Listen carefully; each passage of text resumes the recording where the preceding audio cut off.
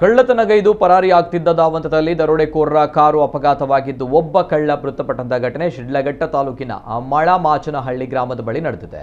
ಅಪಘಾತದ ರಭಸಕ್ಕೆ ಮಾರುತಿ 800 ಕಾರು ಸಂಪೂರ್ಣ ನಜ್ಜುಗುಜ್ಜಾಗಿದೆ. ಕಳ್ಳ ಸಿದ್ದೇಶ್ 20 ವರ್ಷ ಈತ ಸಾವನ್ನಪ್ಪಿದಂತ ವ್ಯಕ್ತಿ ಚಾಕು ತೋರಿಸಿ ಬೆದರಿಸಿ ಕಳ್ಳರು ಹಾರಡಿ ಸಮೀಪ ಕಾರ್ಮಿಕರ ಬಳಿ ಇದ್ದ 3 ಮೊಬೈಲ್ ಕದ್ದು ಪರಾರಿಯಾಗಿದ್ದರು. ಗಾಯಗೊಂಡಿರುವ ಮತ್ತೋರ್ವ ಕಳ್ಳ ವೈಶಾಖ್ ಆಲಿಯಾಸ್ ಶಿವಕುಮಾರ್ ಶಿಡ್ಲಘಟ್ಟ ಆಸ್ಪತ್ರೆಗೆ ದಾಖಲಿಸಲಾಗಿದೆ.